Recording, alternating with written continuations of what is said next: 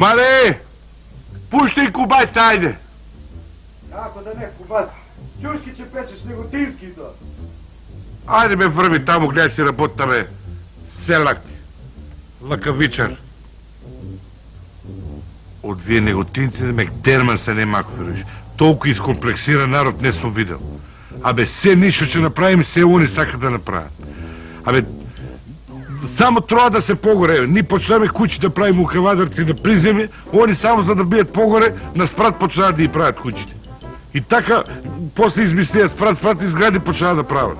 И сега се кучоперча там имали една сграда на сред чаршия. Ни вода доведоме горе от Лукарот и они вода, дайте от Лукарот му да доме вода, сега они имат вода, ние нямаме вода. И малко му беше тази вода, де Боже дай вода, де Боже дай вода и даде Господ вода, па поплави и фана.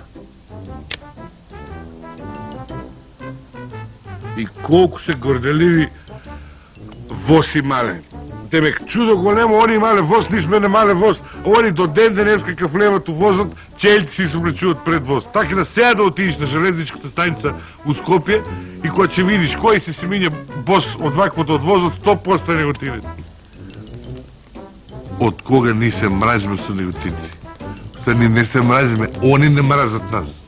На времето му ще султанът, кога пратило таму да дойде пратеник негов и да отбере кой град ще биде тук за теквишията, главен град за време на Османлийската империя, нашите камедарчани много бистри отишло, особено го пречекали тия пашали, не знам шо бил.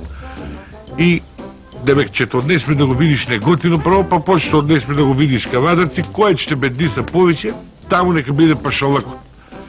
И фанале на масту неготино, го отнеле пашето Демирка пия. Демирка пия, той ги пече с кучи и мало. И му рекли, воя неготино. Воя ли бе, тука ли пашалъкот? Не долази у обзир, вика. Го отнеле у Кавадарско видел град.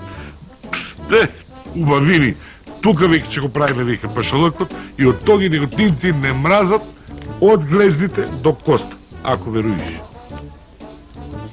Ама ние не сме завидливи, ние не сме, ние никъде не ги оставяме ни в така. Ак са они такви изкомплексирани. И ние, кавдарчани, твърсто сме решени. 2016 година, когато ще биде Олимпиадата у Кавадарци, неготино, че го правиме Олимпийско село. Жими майка ти, вика. Маре! Ай, тоя кубас си, Маре!